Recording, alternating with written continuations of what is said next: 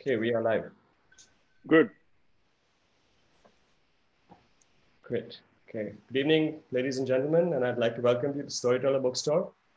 We have a very special evening lined up for you. I'd like to welcome the author of Wizards, the story of Indian spin bowling, Mr. Anindya Dutta. Hi, Aman. And I'd like to welcome our two former Indian Test cricketers who so graciously agreed to be part of this panel, Mr. Dilip Doshi and Mr. Dilip Doshi. Hi, Thank Aman. you. Hi. Welcome. So I think we can go straight into this. Without any further ado, Mr. Datta, what prompted you to write this book? Tell us a little bit about the book and, you know, the uniqueness of this subject. Sure. Well, you know, if there's anyone from my generation from Calcutta will tell you that the first test match that they ever saw, and there were not that many test matches those days, was the 74-75 Calcutta Test, India-West Indies. And it was a magnificent test match. We won that match. And I had gone to see that with my father. I was 7 years old.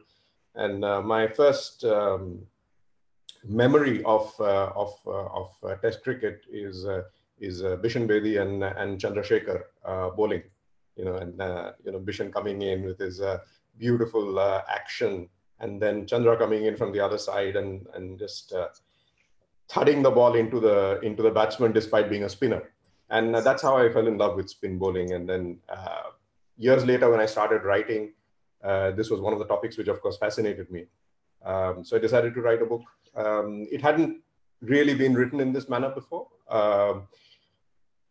The book covers 120 years of Indian spin bowling, starting with Palwankar Balu in the 19th century. It goes up right up to the current T20 bowlers. So it's got a very wide scope, and it tells the story of all these spinners, including Dilip Doshi, who's I'm really happy that he's with us today on this program.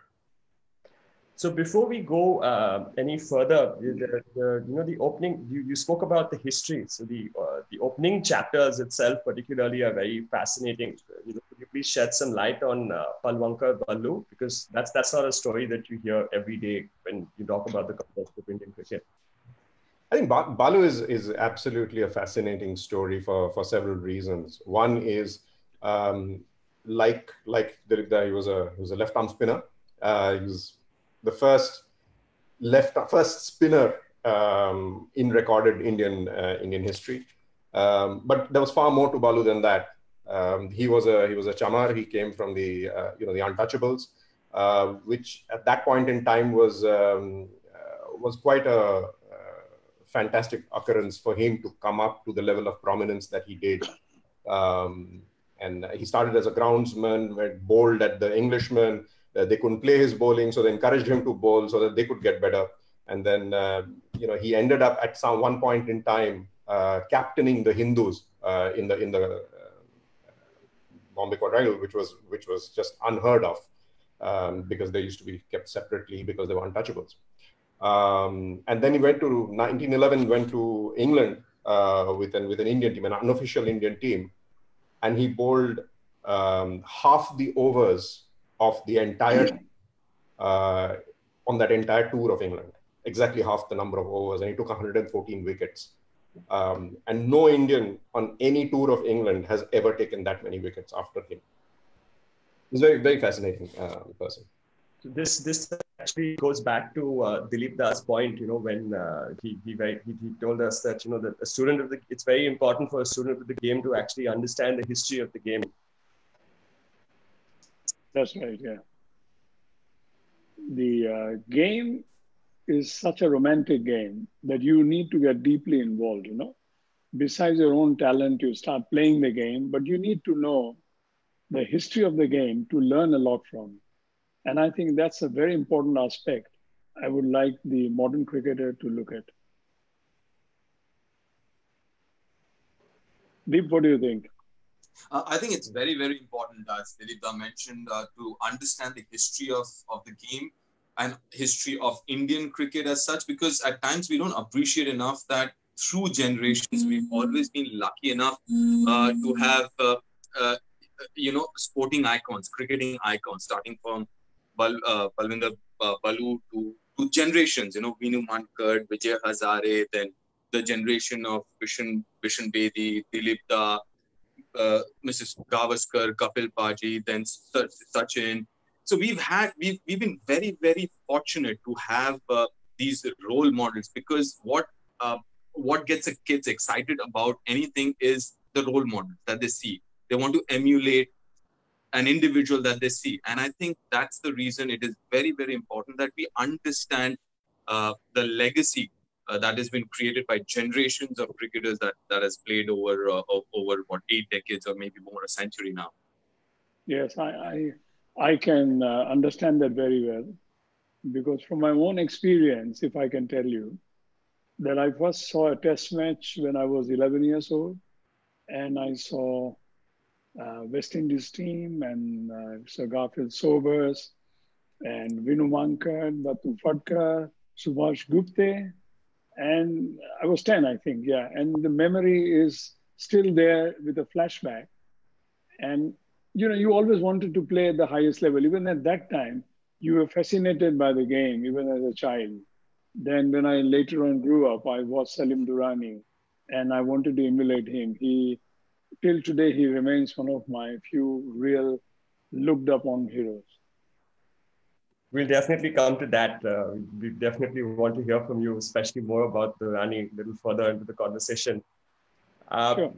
Mr. Datta, one last bit of history. I mean, of course, there's a lot of history that we'll be talking about, but something that really does stand out in the context of the book is, how Indian cricket flourished domestically during World War II when compared to the English and Australian sides. I think this is an interesting point we can especially ask our panelists about in the context of Indian spin bowling. Well, I think it was fortuitous because of the fact that England was in the middle of the war zone, if you like, and many more of the Test cricketers who were playing for England at that point in time went to war, and physically cricket was stopped because they just couldn't play it between 1939 and 1946. Whereas in India, because we were a bit further away, and the Eastern Front opened up much later, there was cricket which went on domestically.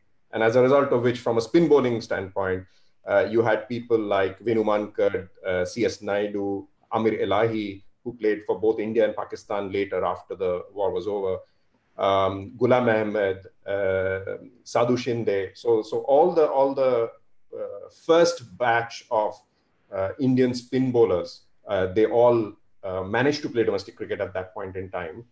So when the war was over and cricket opened up in 46, when India went to play in England, after that, they all came into the team, although they were, like Dilip Da, they got their chance late in life, but they did. What happened to those cricketers? What happened to that lost generation? What happened? Can you tell us a little bit about the Indian cricketers who were still flourishing at that time during the war? Yeah, it's I just stick to spin bowlers for the moment. So you had it was quite interesting because from a spin bowling perspective, you had Balu leading the left arm spinners. So you had Balu, then you had Jamshedji, who actually played the first Parsi played. So he played in the 1933-34 series when Douglas Jardine brought a team to India. But then the next batch of spin bowlers who came in, they were all leg spinners. So you had C.S. Naidu, you had Amir Elahi, you had Sadhu Shinde, they were all leg spinners. And actually, they had to wait until much later, until Ghulam Ahmed came in before you had the first off spinner. So it's quite interesting. And I don't know whether Dilip Da has a view on this, why you had left arm spinners coming in first, who was finger spinners. And then you had a whole bunch of wrist spinners come in, and then you had the first off spinner. Very difficult to imagine, but I would say that one of the reasons for leg spinners would be hard pitches here in India. And if the cricket was played more in the Mumbai region and in the Holkar region, which is Indore, the pitches are quite hard there. So it would encourage a leg spinner to spin the ball, and the finger spinner would have to be really big, genuine spinner of the ball to survive. That could be one of the theories. If I may add, I don't know, I mean, going back to what I mentioned a while ago about role models, I think that also plays a huge impact when you see someone like a generation like Dilip Dosh's generation or Bishan Paji's generation, when a kid watches them bowl and being successful, I think you try and emulate them as like, you know what, let me also try and bowl left arm. And I think that might also be one of the reasons then. I think you already have to be a bowler to emulate somebody. Yeah. And therefore what happens is you look up to somebody as a role model. I looked up to Salim Durrani as a model, as for a left-arm spinner.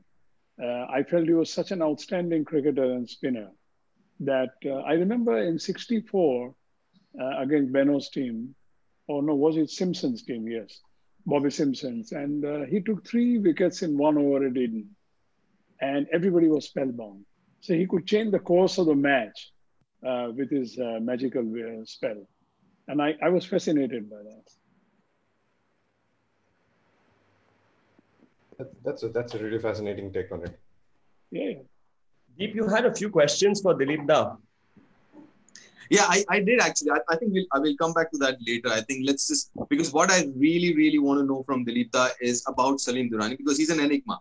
A lot of people who are have not been that involved in the sport itself might not look at him as someone who's a match winner, right? Because we haven't really speak too much about him, of him.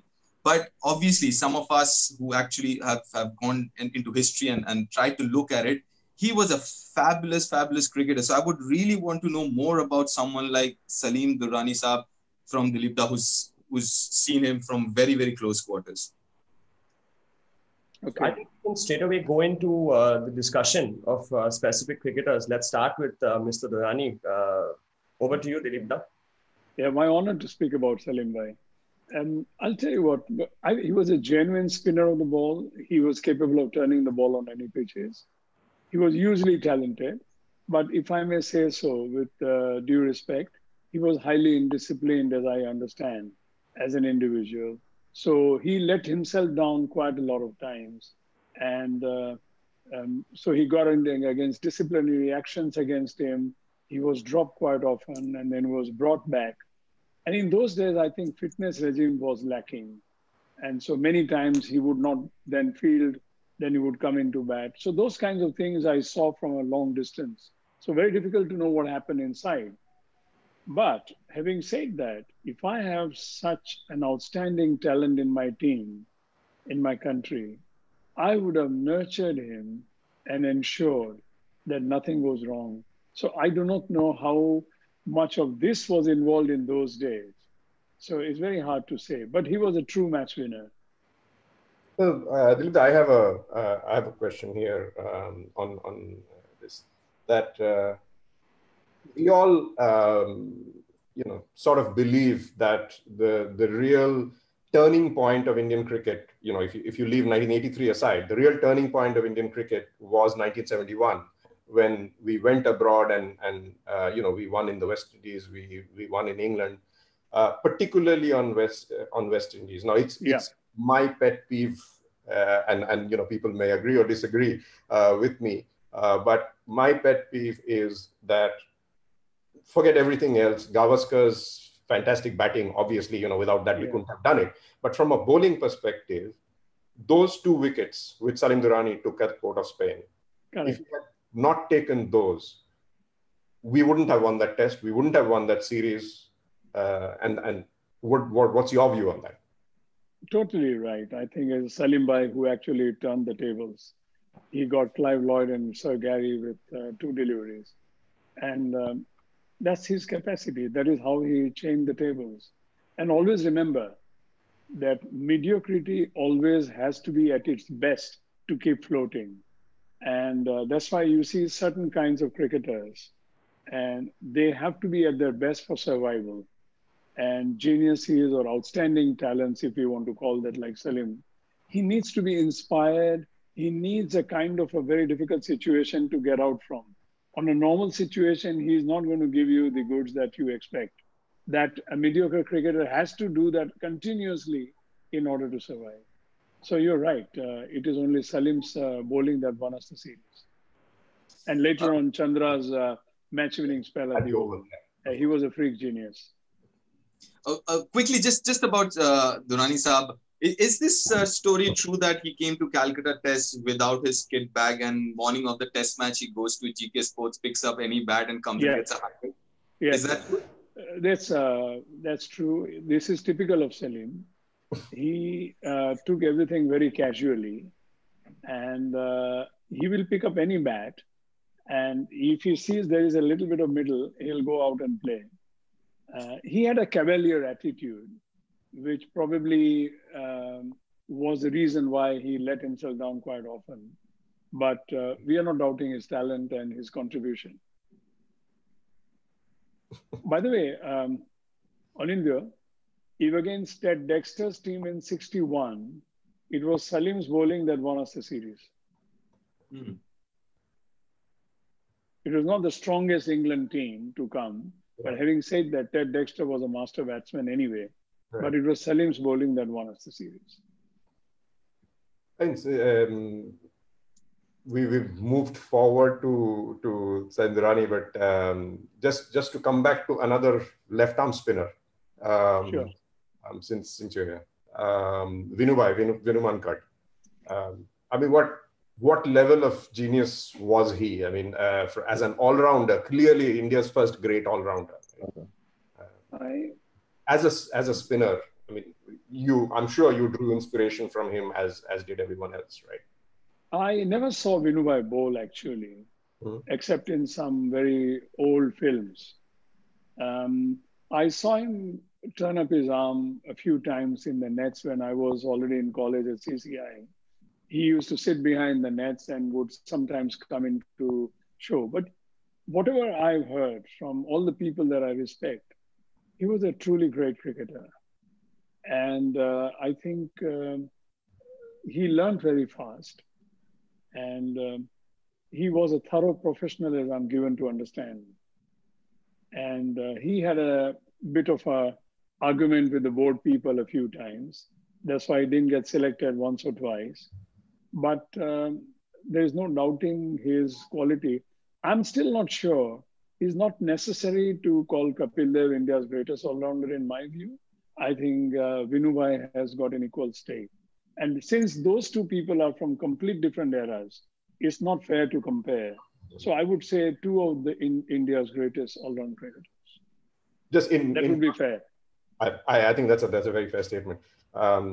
Just in terms of the story of something that you alluded to, which I talk about in the book and Kapil Dev himself actually told me this, that the first real professional Indian cricketer was Vinu Mankad, very, very, very clearly.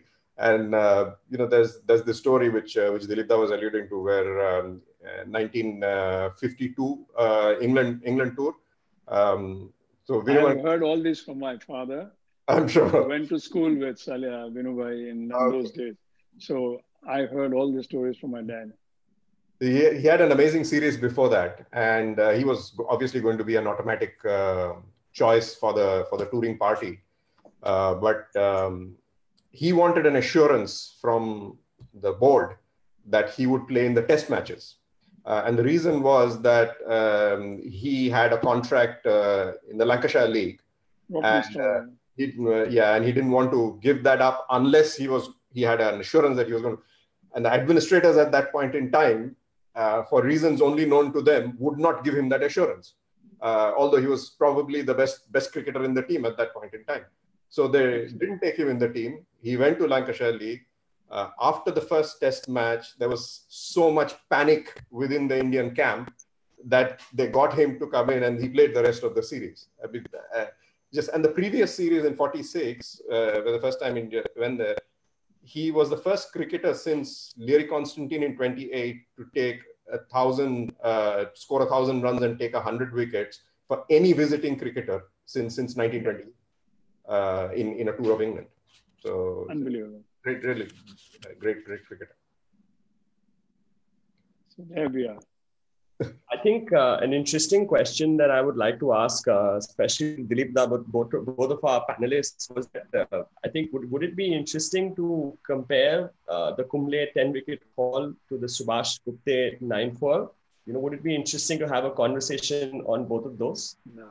No. I think this would be most unfair to all those great bowlers, and also then you also think Hirwani took 8 and 8, 16.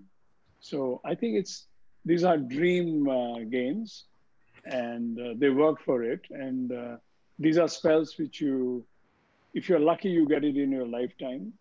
So I think it would be unfair to compare. They're all great feats. What do you think is, what's going through your mind, when you step out, on a day 5 on a pitch that's absolutely perfect for you in a situation like this, and, the wickets keep coming, what's going through your mind, when you're between balls? I've got to tell you something. At a competitive level, once I had 10 playing for Northumberland against Durham in minor counties, and it was a green top wicket they prepared against us. My captain gave me the ball to open with also, and I 10 for 28, because I believe if it seams, it will spin also. Because if the ball has to seam, the wicket has to have a moisture on it. And if there is moisture, it will have a seam. And similarly, a spinning ball will also get a little grip. So I didn't know it could happen. And while it was continuing, I never realized. And it just happened. So again, it's a very faded but very good memory in my head. But it's very difficult to predict these things. Very difficult. You got to be really lucky to get it. That's a great story. And Aman had this point a couple of days ago when we were speaking. I think the reason why this came into his mind was the famous story, I guess, which I think both Deep and I have asked Lakshman whether it's true or not, of Jamagal Srinath being told that he shouldn't be taking the 10th wicket, right? And in Subhash Gupta's case, for that particular spell, what happened was, I think, he was not taken off. In fact, what happened was the 10th wicket, I think the catch was dropped by Naren Tamane. And then the 10th wicket was taken by Bapunath Karni, if I'm not mistaken, which is why Gupta didn't get his 10 wickets. But so that, that's a difficult comparison to make, right? A catch being dropped, it can happen. Well, that happens. That happens in the game. Nobody does it deliberately. Yeah. It's one of those things in the game. Yeah. But since you're talking about Subhash Gupta, I mean, you want to continue on Subhash Gupta. Dilip, you had once told us this story of, I'll tell you my take on Subhash Gupta a little bit, but on Subhash Gupta playing in Kolkata, I think that's a fantastic story if you can. Yeah, Subhash Gupta played when we were in school, probably, and I've never seen him play apart from the test match at Eden Gardens in '58. It was my first outing for a test. And I think I was running 10. And what happened was I learned from the other seniors in Calcutta that when he played club cricket for Kalighat, and sometimes the fans and the people turned up at the Park Street ground about an hour and a half later, and they would see no cricket. And they would say, Kiholo, what happened? And people would say, oh, okay, the game finished very early because the opposition had batted and they were bowled out for 20, 30 or something like that. Gupta taking 8 or all 9 or 10, whatever. And then Kalighat scored them easily. So then the thing became that Kalighat had to bat first. Otherwise, the rest of the team. So this is a true story because people who played in those games were telling me this, and they were much senior to us. And this is all in the scorebook, so you can't deny the facts.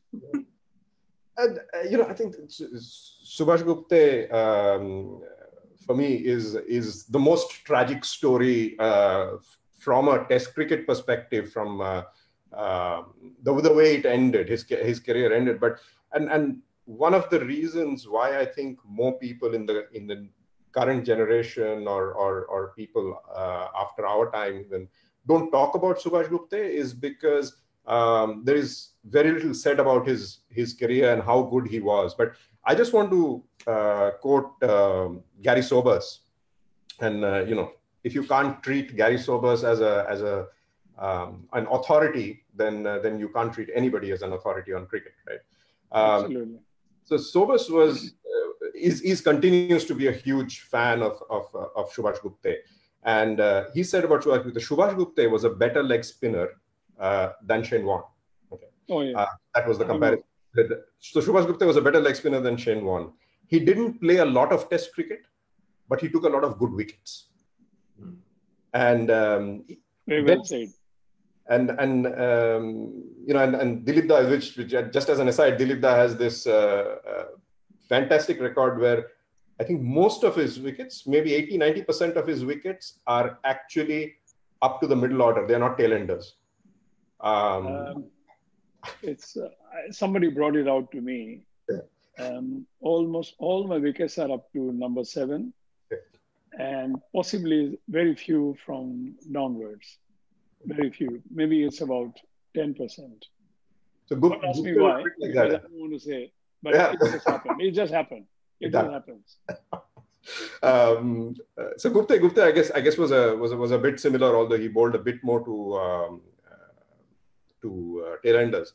And then Sobers goes on to say he could do things that I still don't believe after all these years. And when Gupta went on from nowhere, he went on the 1953 tour of West Indies. That was the first time India was touring West Indies. In first-class matches, he picked up 50 of the 107 wickets. Wow! on that tour, he was just a fantastic bowler. So imagine all those numbers would look like on social media if it existed. Yeah. But Dilip, as far as leg spinners are concerned, there are different kinds, right? You have the Shane Warne variety, then you have the Anil Kumble variety, which is quicker in the air and all that.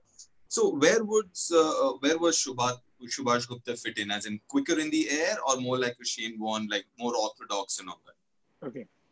Here I want to explode a myth. Anybody who spins the ball has to give it a rip, which is the action has to be like, when you spin a top, anybody who is watching it, when you spin a top, the classic way, you put the string around the top and then you have to whip it to get the full spin on the top and see it go on the ground. So similarly, spin bowling, you require a whip.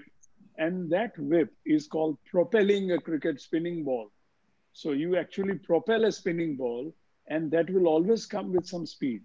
So there is a quick flight when you can spin the ball, and when you're tossing the ball, it has got less revolutions and you've got ample time to adjust.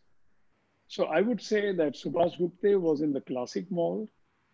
And because he was a smaller man, he was a shorter man, he would have to flight the ball a little higher in order to reach the batsman. Shane Warne, a modern generation cricketer, much taller, much stronger. So he was also a classic leg spinner, no doubt. And one of the other great classic bowlers of modern era in the last 30, 40 years, I consider modern era, was, we don't speak about him, was a very dear friend of mine and a Pakistan bowler called Abdul Qadir.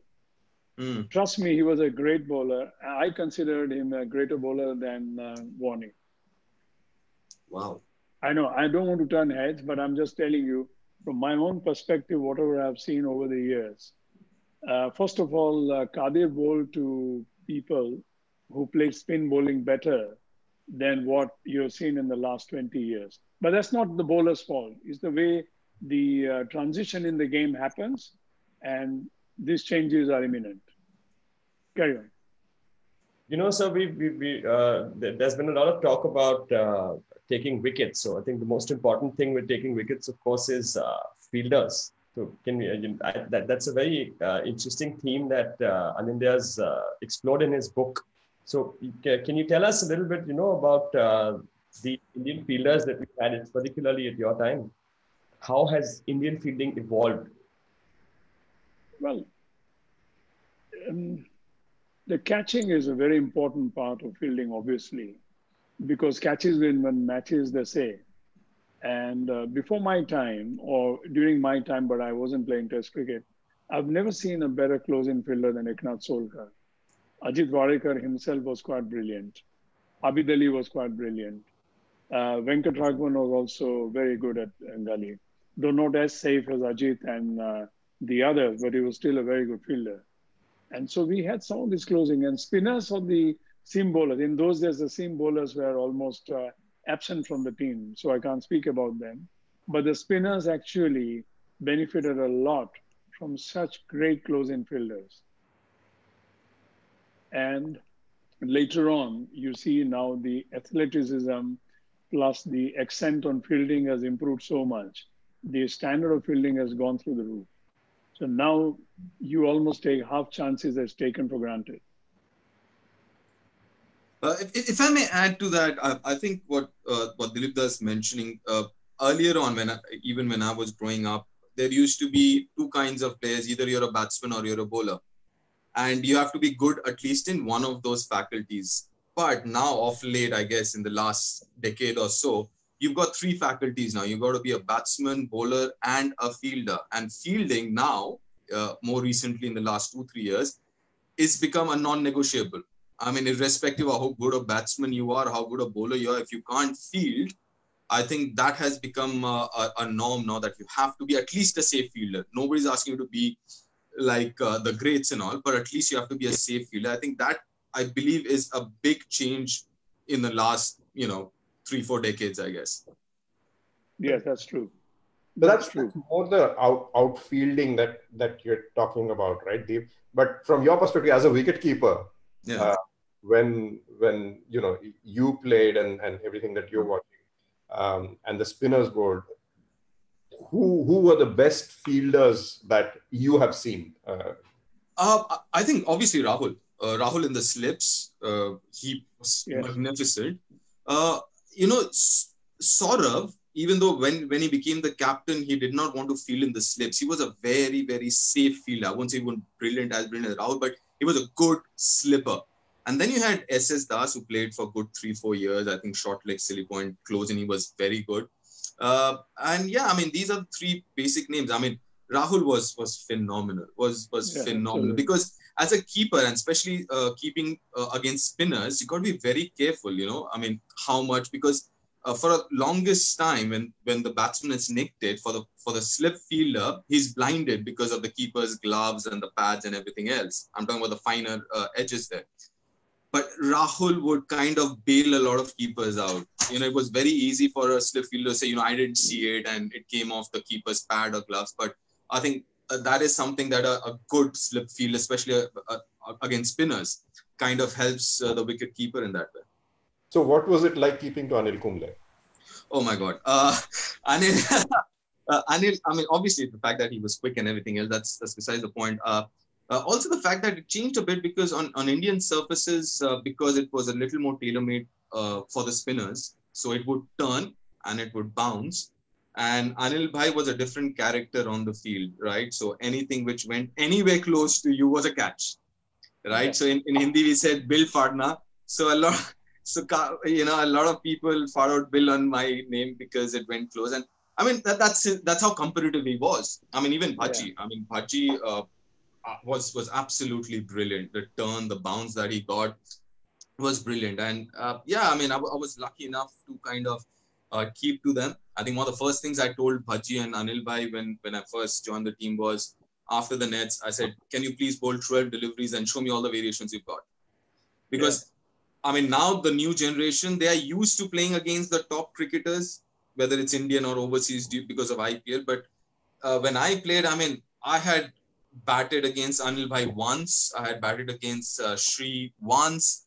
All these guys. So it was rare at that point in time. So it was like, basically you didn't know the other person or what he did. So it was very important. So that was the first things that I would do against any bowler. If I'm keeping for the first time, I'd say, after the nets, 12 balls, show me all the variations you've got. Then talk to him about his wrist position.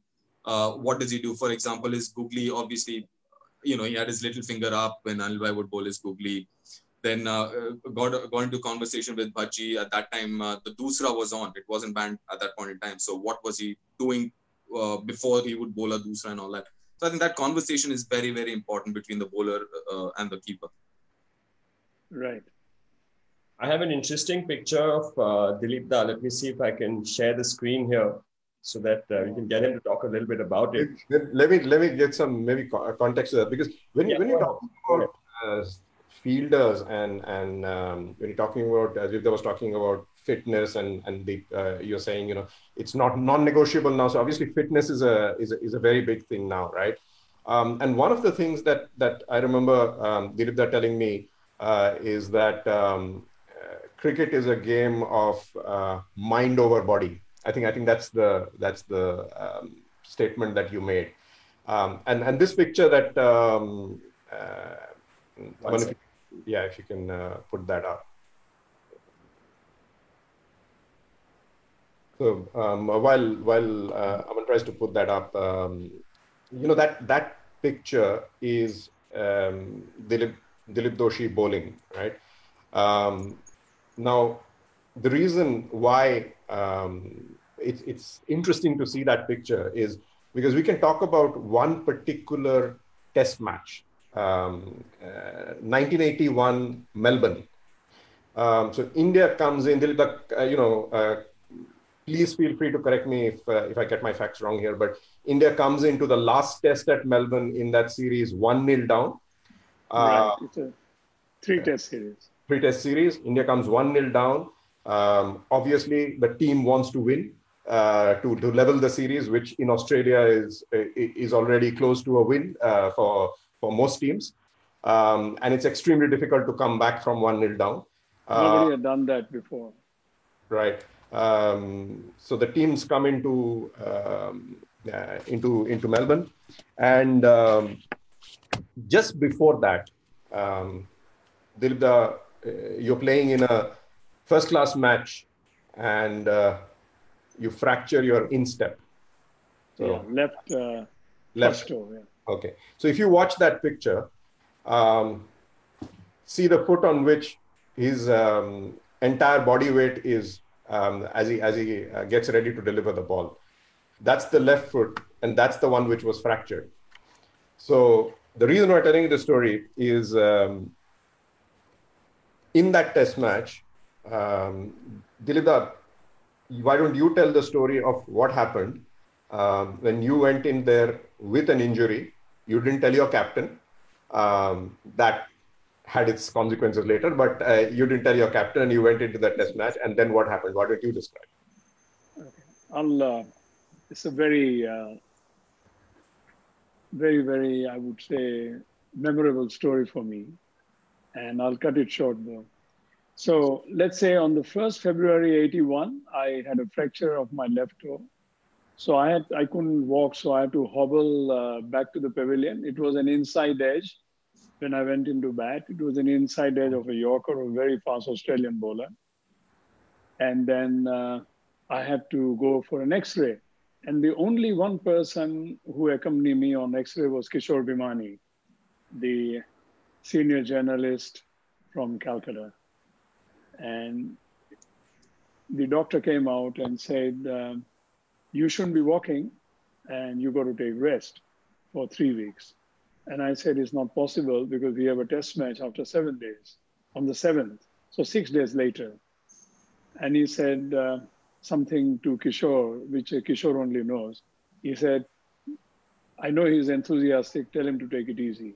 Anyway, so I went in and I told Kishore, nobody is to know this, and I request you to keep it to yourself.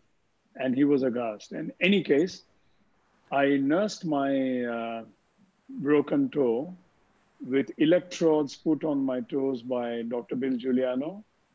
And I went into the morning of the match, and Raj Singh asked me, we will only play you if you can deliver 12 to 20 balls, pitching length and line, and prove it to us that you are match fit, because you have done nothing in the last 6 days.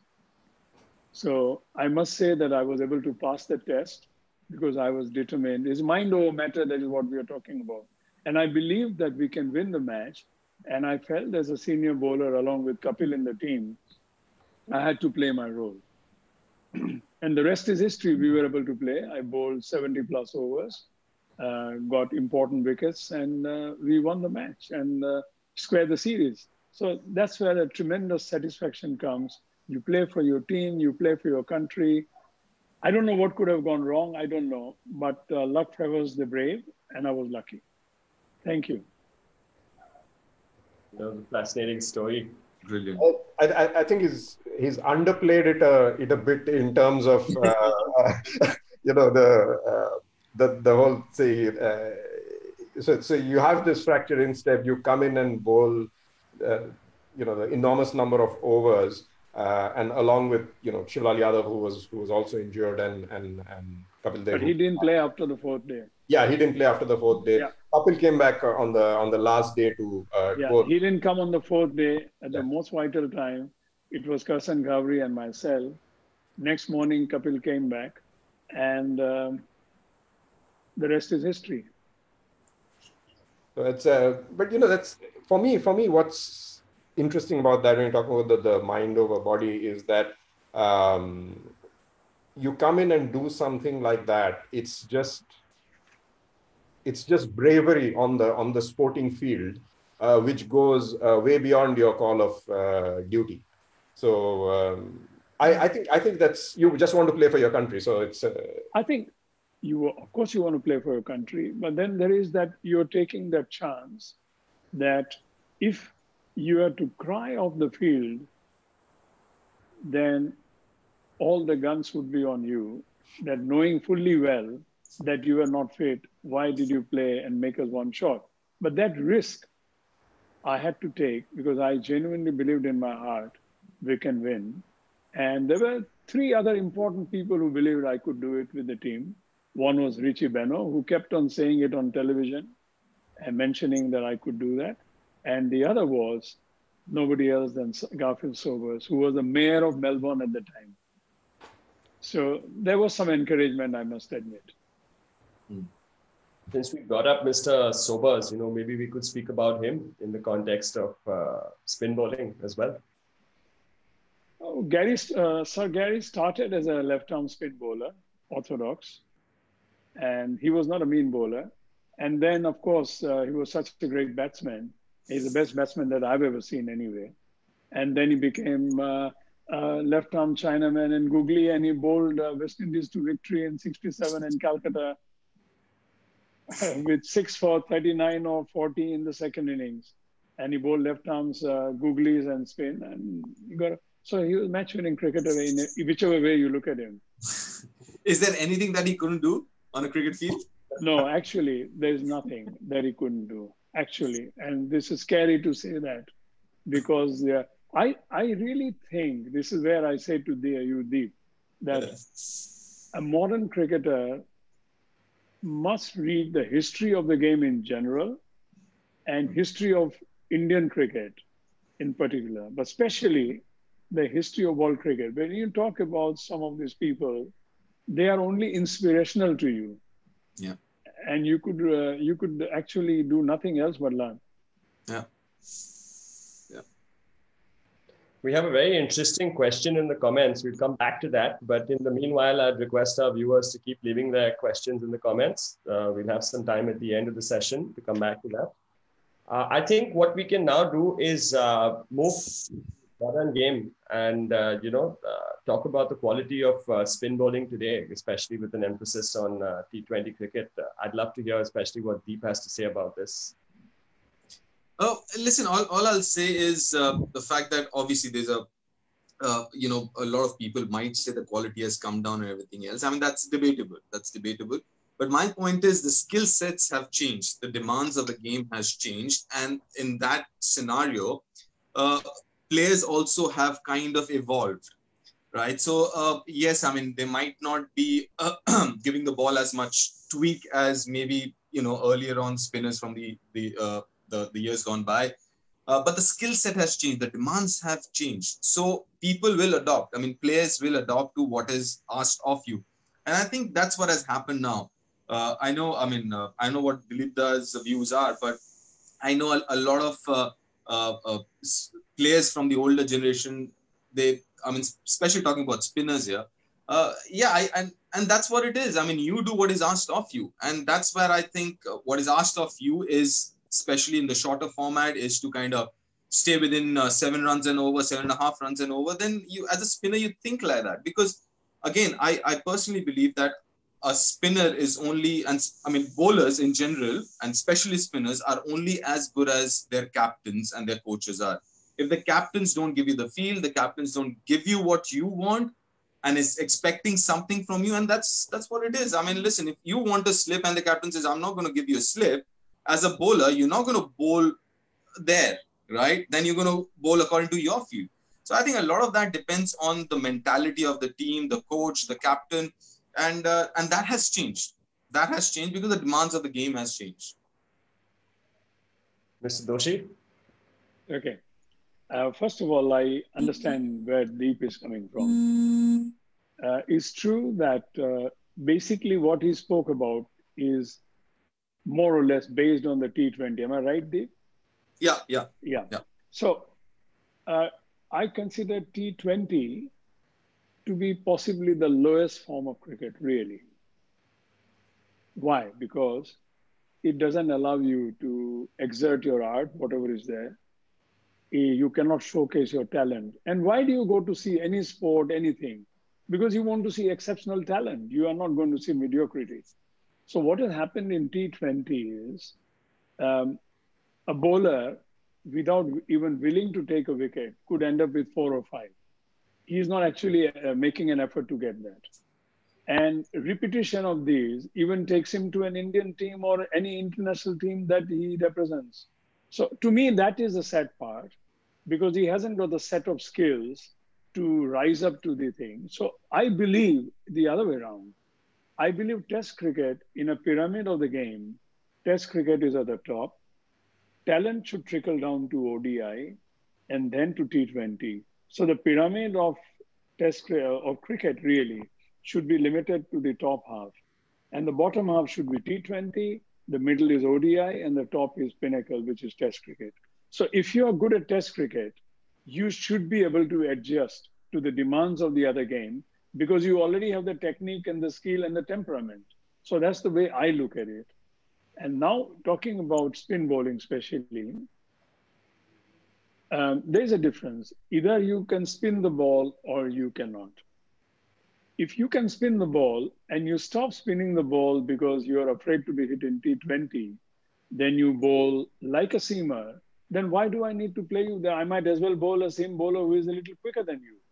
Because if you are not going to play as a spinner and spin the ball, then really, what is the purpose? Unless the pitch is bad. So here, I think this is a subject which is not an easy subject to debate right now, but all I can say is that the set of skills required, as Deep said rightly, is very different to the traditional game. That's the reason why I say that it's the lowest form of cricket. Very important, though, to bring in the people, the money, the interest of the families. I admire all that. But I think it's very important to look after the health and the fabric of the game, which comes from proper technique, proper temperament, which is built by even ODIs and much more by first-class cricket and Test cricket. But, you know, the problem here is that, as you said, T20 brings in the money.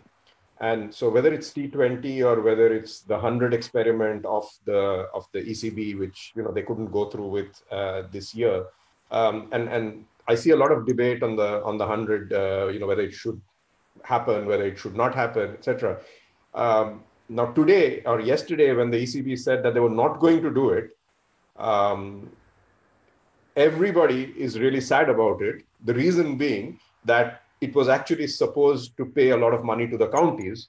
So although, you know, people who love county cricket didn't really like it, now that there's no cricket and the 100's not going to take place, everybody's afraid that the money is not going to come into the system. So, so I think that the problem with the whole issue is that because of the money issue, what that also causes is younger players to only want to play T20.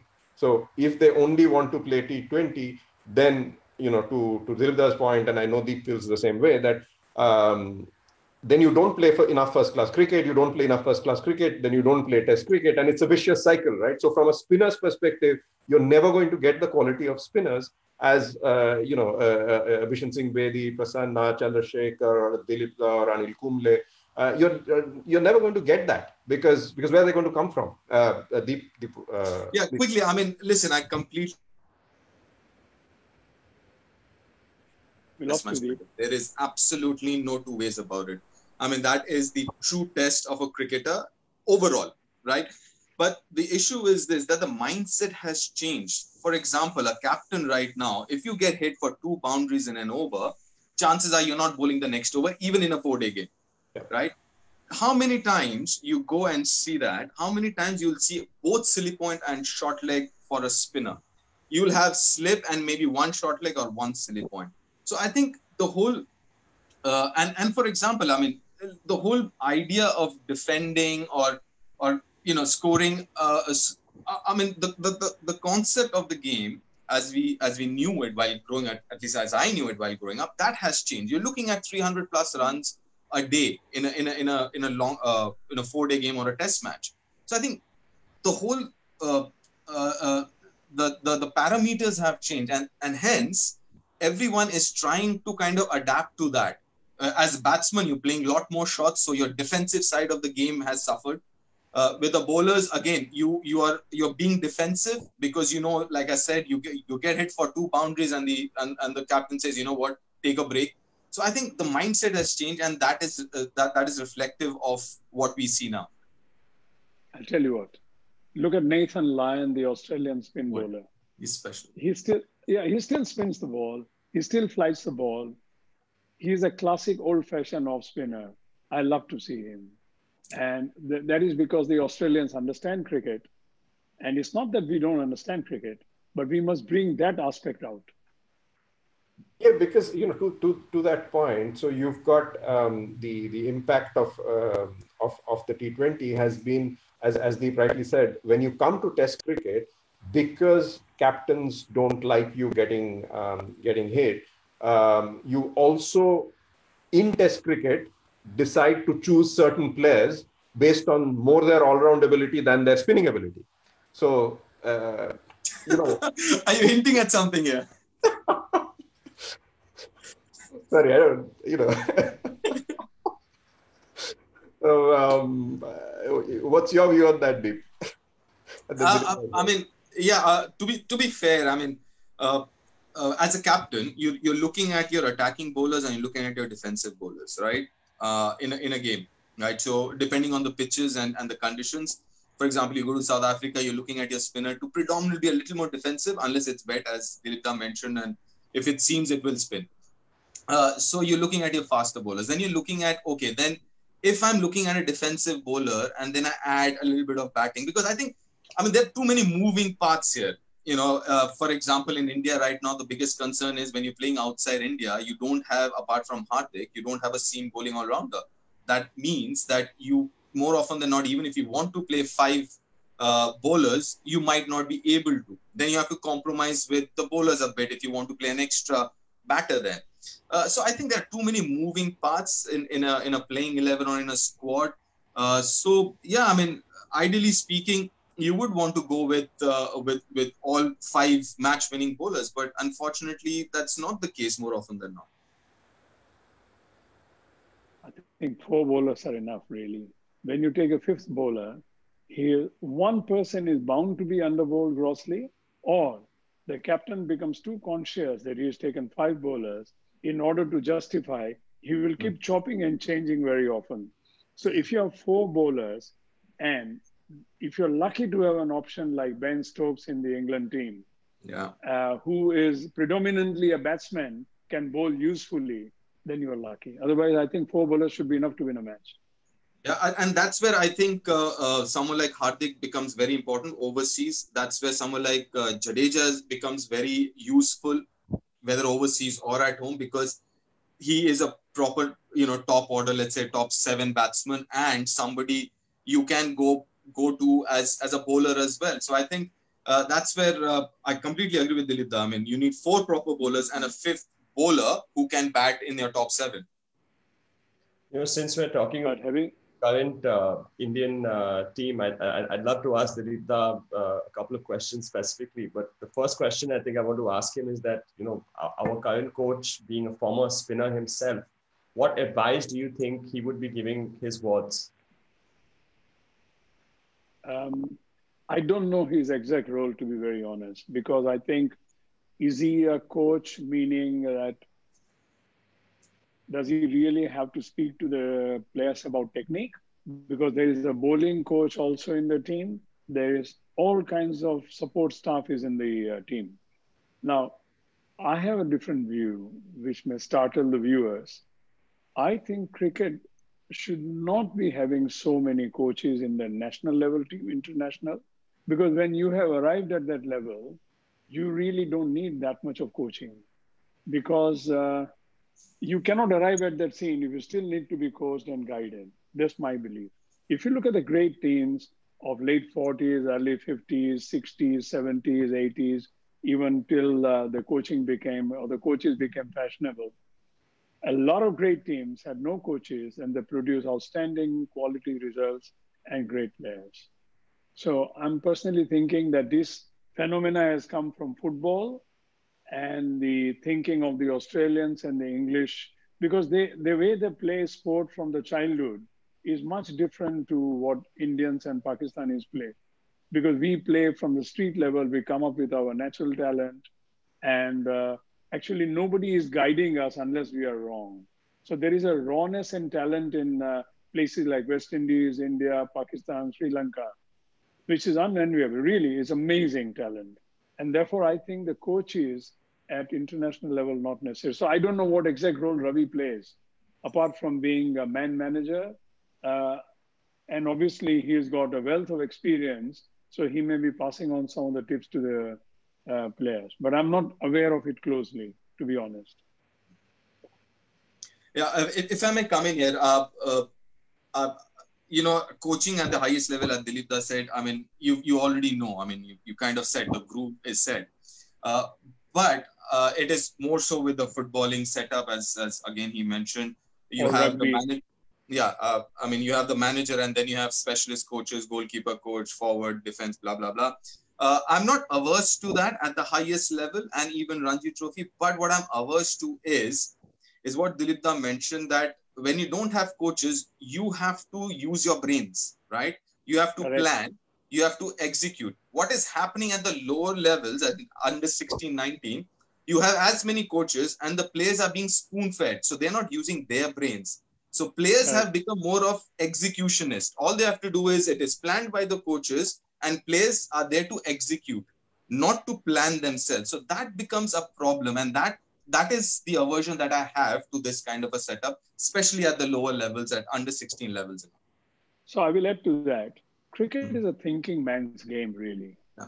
Cricket. And it's been described by Sir Neville Carders as it's outdoor chess. That means you really have to outthink the opposition. Now, if the player himself doesn't think and engage his faculties into that thinking, and if he relies on somebody to analyze and tell him, I think that's where the problem lies. And that's the basic issue now. Okay, I'm going to throw this open to a couple of questions that we have from our audience. I think the first question is pretty cool. It's something that we should have already discussed. What about Hirwani? Why did he fade away so quickly? So who would like to go with this? I think over to Dilip. Yeah, well, Narendra was, I've spent a little time with him in his earlier days. Actually, he was an outstanding talent. And when he played in his first test, got so many wickets, so much was expected of him. And whether I was not here, I was living in England that time, so I didn't have a direct connection with him that time. But a lot of pressure on him. And did he succumb to that kind of a pressure? Or what happened? I don't remember him having any injury. And so he faded away. Nobody would have repeated that ever in his career again. It was a great start. Bob Massey did similar things at Lord's, and I remember seeing it in 1972. He got 16 wickets at Lord's, and he never did it again. So I think it's very difficult to say, but Narendra was an outstanding bowler of his time, a classic leg spinner. What happened really from a close quarter, I really do not know. And that does remain a question mark. But those kinds of performances also are, I mean, especially for spinners, sometimes are pitch dependent as well, right? So, you know, it was the same for Bob Messi as well. So maybe his bowling on harder, flatter pitches was a bit more difficult in terms of getting wickets. So Jasu Patel, for example, if the pitch hadn't been like that in that particular test in Kanpur, maybe Jasu Patel sorry? It was a matting wicket. Matting wicket, yeah. So he probably would may not have got his the But they only played him for that test, you know. Exactly. There was a plan. Lala Amarnath had a plan. You have something to offer? Nah, nothing. Okay, we have another question here for Dilip sir. During your cricketing days, how positive was it along with Karsan Ghavri? As you both are from Rajkot, how was the experience of playing alongside him? Well, I think we were playing for India. It didn't matter where he came from. But the fact is that anyway, we got along very well. And Karsan was an outstanding cricketer. And he was always 100% for the team. Whether he batted, fielded or bowled, he was what I call a fully involved cricketer. Do you have any particular dismissals that you planned and plotted which are very memorable to you now that you look back? Quite a few, but let's say that very important was one of the things some of the things in Melbourne Test, the one that we just spoke about. I noticed that Graham Wood, the Australian opener, while facing me, was falling over on the offside to cover the spin. And Kirmani and myself, I said to Kirmani that I will bowl a quicker ball just little on the middle and leg going down the leg side, then he's bound to be fumbling over and we got him stumped. So that was well planned. And there's some of we have a few things like that, but it gives you a lot of satisfaction when it happens in an important game. Right. Sorry, Dilip, did you also speak to the umpire before you bowl that? If he's falling over and due to racket, I can get him leg before or something like that. Did you speak to the umpire? Well, in those days, you didn't speak to the umpire. Oh, okay. And no, but the thing is, it's very easy to see because this is where we are talking about studying the game. And you can see he was falling over.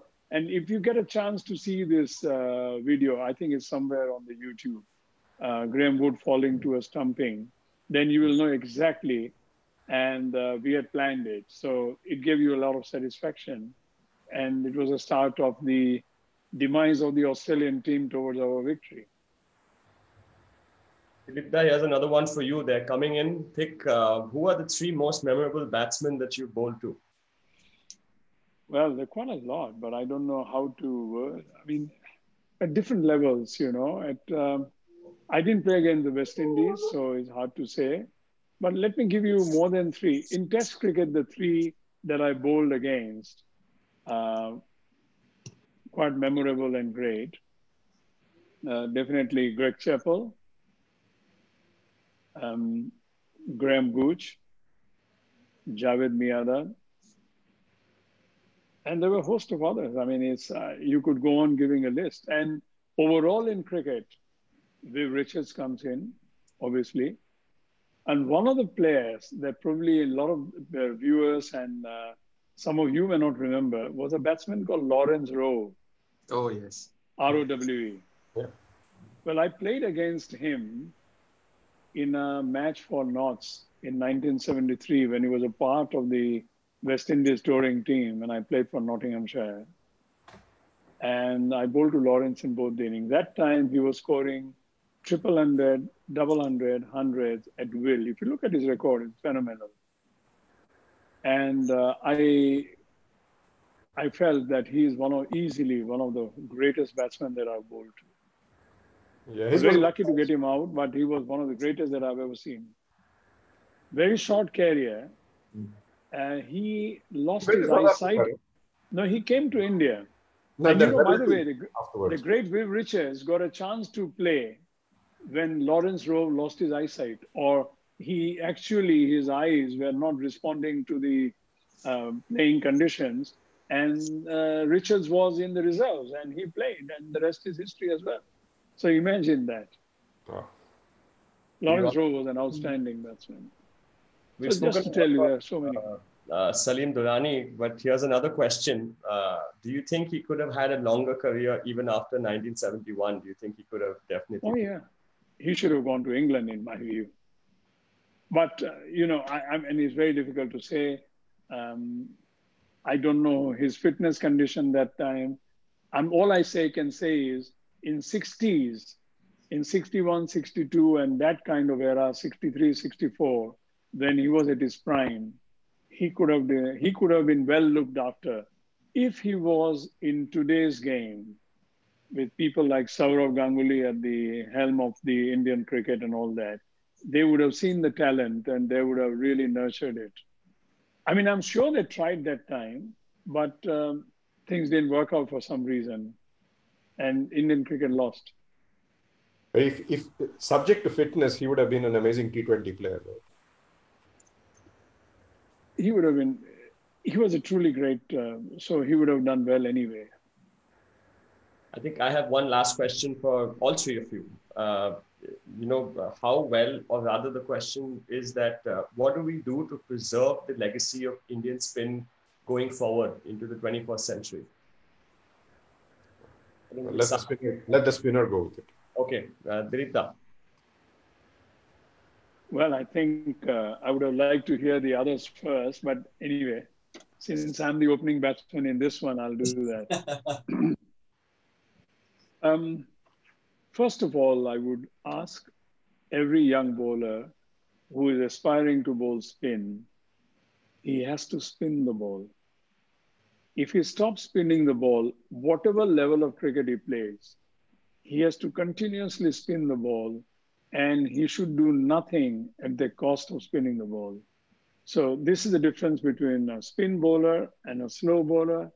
And once he continues spinning the ball, he will find a way to survive. It's like being thrown in the water and you have to swim. Either you sink or you swim. And this is you learn. I learned it like that. And I'm sure all the people that we have spoken about earlier, in the earlier days, they learned to be like that. Well, that is the number one advice. But what about on that the mentoring bit, right? That how much do younger players today, and Deep, might know this more because he's going out there and doing this, but how much do the younger players today speak to the older players to pick up tips on how to improve themselves and move to the next level? Because that's a part of the journey, right? Yeah. Sorry, Dilip. No, please, Deep, go ahead. No, please. No, please, after you, Deep, please. Okay, no, see, the thing what has happened of late is the media and the social media, that is also kind of separated these two ex-cricketers and cricketers to a certain extent, right? Because everything, a lot of it, I'm not saying everything, a lot of it is through the media. So there is a little bit, and it's very, very unfortunate, I must add. It is very unfortunate that there is this a little bit of, I wouldn't say distrust, might be too harsh a word, but yeah, something like that. So that is one area.